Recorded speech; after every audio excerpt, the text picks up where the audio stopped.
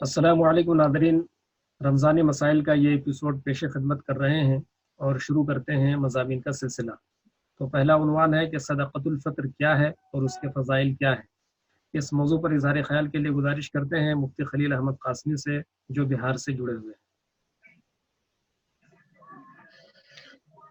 بسم اللہ الرحمن الرحیم۔ السلام علیکم ورحمۃ اللہ۔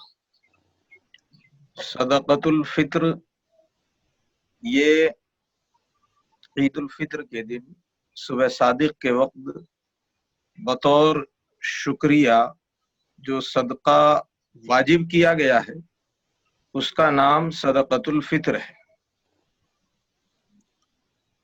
اس کی فضیلت کے لیے ہی کافی ہے کہ حضور اقدس صلی اللہ علیہ وسلم نے اعلان کروایا کہ صدقۃ الفطر ادا کرو، چاہے مرد ہو یا عورت ہو، بڑا ہو یا چھوٹا ہو، ہر ایک کی طرف سے صدقۃ الفطر ادا کیا جائے۔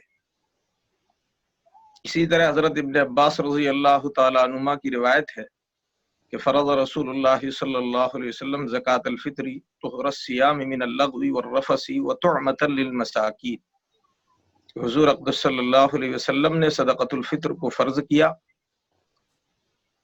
روزے کو لغو اور جو بیوی وغیرہ سے بھی کچھ ایسی ویسی باتیں ہو جاتی ہیں اس سے پاک صاف کرنے کے لیے، اور مسکین کے کھانے کا سامان مہیا کرنے کے لیے۔ یہ بھی فضیلت کی چیز ہے کہ اس سے روزے کی صفائی بھی ہوتی ہے اور مسکین کے لیے کھانے کا سامان بھی مہیا ہوتا ہے، اس لیے صدقۃ الفطر کی ادائیگی ہونی چاہیے، یہ فضیلت کی چیز ہے۔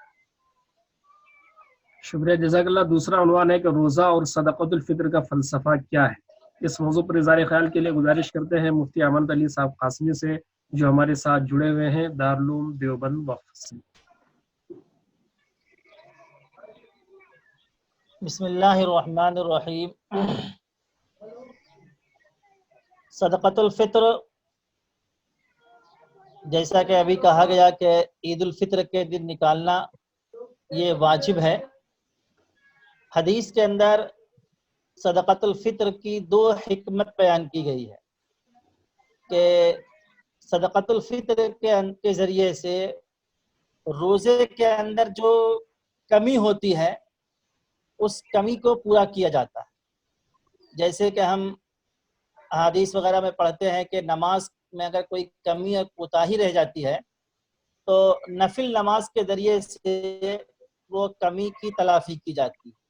اسی طریقے سے روزے کے اندر اگر کچھ کمی ہو یا روزے کے اندر آدمی کوئی لا یعنی لغو اور بیہودہ بات کیا ہو اور اس کی وجہ سے اس کے روزے میں کوتاہی پیدا ہو گئی ہو، تو صدقۃ الفطر کے ذریعے سے وہ کمی کی تلافی کی جاتی ہے۔ اور دوسرا جو اہم مقصد ہے صدقۃ الفطر کا کہ عید الفطر کے دن جبکہ اللہ تعالیٰ کی طرف سے افطار کا حکم ہے تو اللہ تعالیٰ نے ہر انسان کے لیے گویا کہ کھانے کا ایک نظم کیا ہے۔ تو مالدار تو اپنے پیسوں سے کھائیں گے، اور غریب کے پاس اگر پیسہ نہیں ہے تو مالداروں کو یہ کہا گیا کہ اپنے روزے کے نقصان کی تلافی کے لیے صدقۃ الفطر نکالیں، تاکہ اس صدقۃ الفطر کے ذریعے سے مسکینوں کے کھانے کا نظم ہو جائے اور غریب اور مساکین بھی اس دن کھانے سے بے نیاز ہو کر کے عید کی خوشی کے اندر شریک ہو سکیں۔ تو یہ فلسفہ ہے صدقۃ الفطر کا روزے کے تعلق سے۔ اب مسائل کی طرف بڑھتے ہیں۔ پہلا مسئلہ ہے کہ صدقۃ الفطر کی شرعی حیثیت کیا ہے۔ مفتی خلیل احمد صاحب۔ صدقۃ الفطر کی شرعی حیثیت وجوب کی ہے ہمارے یہاں، یہ واجب ہے اور اس کے شرائط ہیں کہ کس کے اوپر واجب ہے۔ دوسرا سوال ہے کہ صدقۃ الفطر کب فرض ہوتی ہے۔ مفتی احمد صاحب۔ صدقۃ الفطر یہ واجب ہے صاحب نصاب کے اوپر، مالدار کے اوپر۔ جس آدمی کے پاس نصاب کے بقدر مال آ جاتا ہے اور عید الفطر کے دن یعنی کہ عید الفطر کے صبح صادق سے پہلے جس کے پاس نصاب کے بقدر مال ہو تو اس شخص پر صدقۃ الفطر اپنی طرف سے اور اپنے نابالغ بچوں کی طرف سے واجب ہے۔ تیسرا سوال ہے کہ صدقۃ الفطر کس پر فرض ہے مفتی خلیل صاحب؟ جی ابھی تو بات آ گئی کس کے اوپر فرض ہے، یعنی جو گھر کا ذمہ دار ہے اس کی ذمہ داری میں جو لوگ رہتے ہیں، وہ اگر چھوٹے بچے ہیں تو ان کی طرف سے غلام ہے، ان کی طرف سے اس گھر کے ذمہ دار پر اس کا صدقۃ الفطر واجب ہوگا۔ البتہ شرائط جو وجوب، بالغ اولاد ہے، جو شرائط بالغ وجوب اولاد کیا ہے، ہے؟ شرائط وجوب کیا ہے؟ ہاں شرائط وجوب جو ہیں، جو زکوٰۃ کے لیے شرائط ہیں، وہی شرائط یہاں پر بھی ہیں کہ ضرورت اصلیہ سے زائد نصاب کی بقدر مال ہو، البتہ اس کے اندر سال کا گزرنا شرط نہیں ہے۔ اگر اس سے کم مال ہے، اس سے اتنا مال ہے تو اس کے اوپر صدقۃ الفطر آئے گا، یعنی نصاب کے بقدر مال ہے تو اس کے اوپر صدقۃ الفطر آئے گا، اور اگر کم ہے اس سے تو اس کے اوپر وجوب نہیں ہوگا۔ چلیے شکریہ۔ چوتھا سوال اور ہے، یہ وجوب جو ہوگا، جی بات پوری کر لیجئے۔ یہ اگر بالغ ہے، بالغ اولاد ہے یا چلیے آواز بریک ہو رہی ہے آپ کی، ہم مفتی احمد علی صاحب کے پاس چلتے ہیں چوتھے سوال کو لے کر کے کہ صدقۃ الفطر کس کو دینا چاہیے؟ صدقۃ الفطر کا وہی مصرف ہے جو زکوٰۃ کا مصرف ہے۔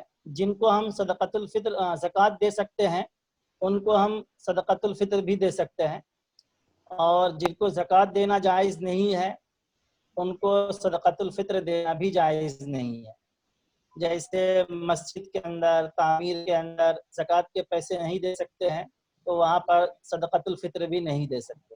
غیر مسلموں کو صدقۃ الفطر دینا چاہیے کہ نہیں، اس میں تھوڑا اختلاف ہے، اور احتیاط اسی میں ہے کہ غیر مسلموں کو جس طرح زکوٰۃ نہیں دے سکتے ہیں ان کو صدقۃ الفطر بھی نہیں دینا چاہیے۔ دوسرے مال سے عید کے موقع پر ان کی بھی امداد کرنی چاہیے۔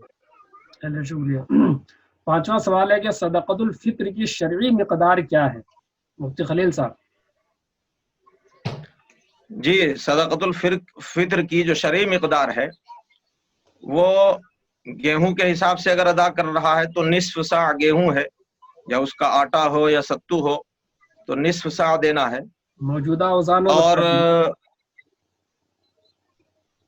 نصف صاع اوزان جو ابھی رائج اوزان ہے اس کے اندر 1 کلو 636 گرام یہ نصف صاع ہوتا ہے، لیکن چونکہ بعض ان کے یہاں نصف صاع کی مقدار میں بھی کچھ اختلاف ہوا ہے، اسی طرح 2 مد کی مقدار کہلاتی ہے نصف صاع کی، مد کی مقدار میں بھی اختلاف ہوا ہے، اس لیے احتیاطاً 1.25 کلو یا 2 کلو ادا کیا جائے تو بہتر ہے۔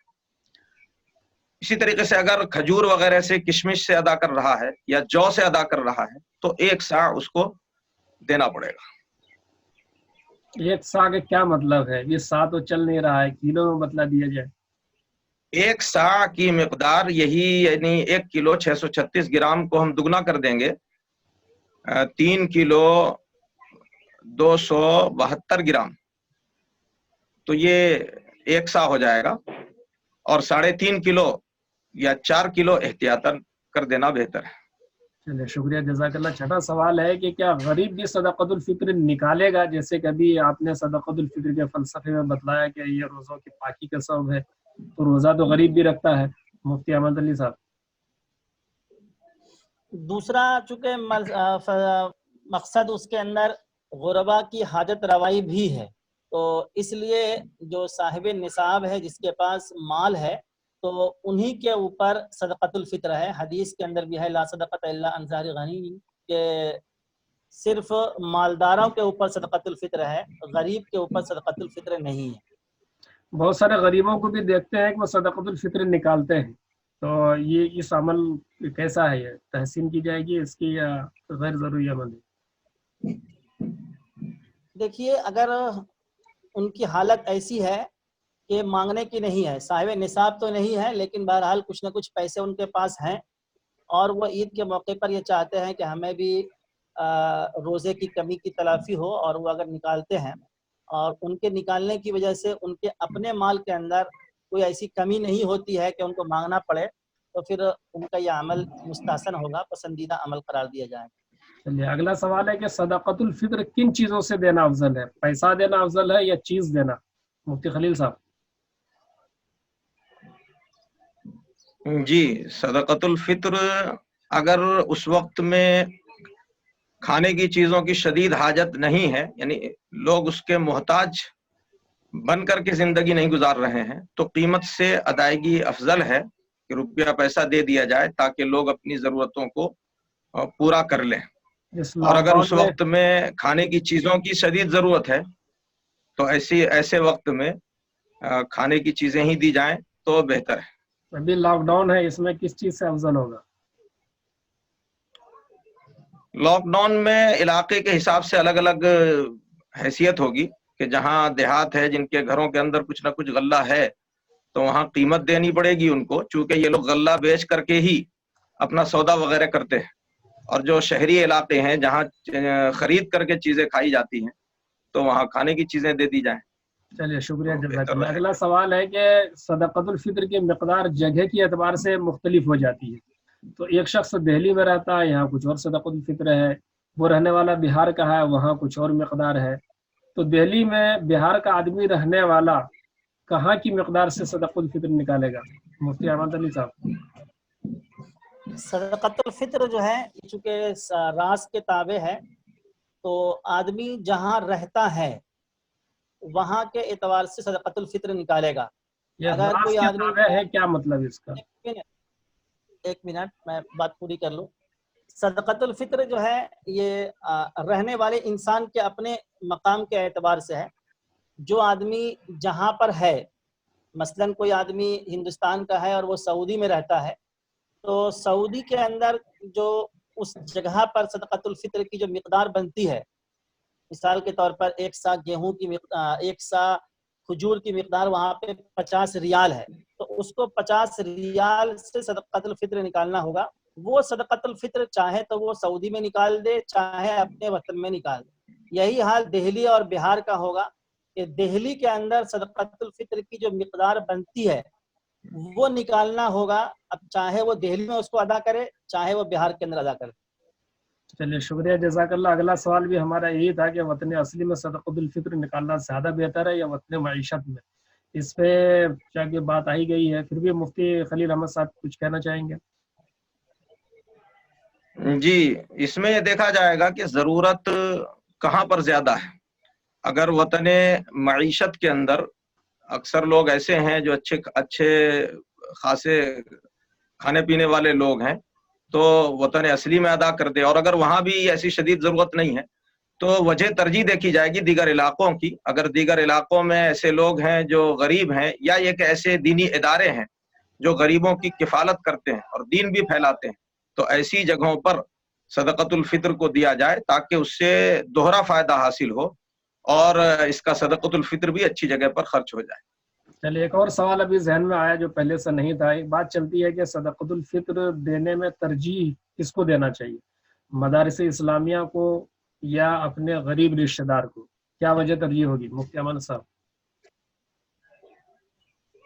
دیکھیے، رشتہ داروں کو صدقۃ الفطر دینے کی بھی بڑی فضیلت آئی ہے۔ حدیث کے اندر آتا ہے کہ اپنے رشتہ دار کو صدقہ کرنے کا دوہرا ثواب ملتا ہے، ایک تو صلہ رحمی کا ثواب ملتا ہے اور ایک صدقہ کی ادائیگی کا ثواب ملتا ہے۔ اسی طرح حضرات علماء نے لکھا ہے کہ مدارس کے اندر بھی زکوٰۃ اور صدقات کی رقم دینے کا دوہرا ثواب ہے، ایک تو زکوٰۃ اور صدقات کی ادائیگی کا اور دوسرے دین کے فروغ میں حصہ لینے کا۔ تو یہ دونوں طرف دو وجہ ہے۔ اگر ہمارے درمیان ایسے رشتہ دار ہوں جن کے بارے میں ہمیں معلوم ہو کہ یہ واقعی محتاج ہیں، تو میں سمجھتا ہوں کہ ان کو ترجیح دینی چاہیے، اور اگر ایسے محتاج کا علم نہ ہو تو پھر ایسی صورت میں مدارس کو ترجیح دینی چاہیے۔ چلیے شکریہ، جزاک اللہ۔ یہ تھے ہمارے مفتیان کرام جو آپ کے سوالوں کا جواب دے رہے تھے۔ کل پھر ملیں گے، تب تک کے لیے خدا حافظ۔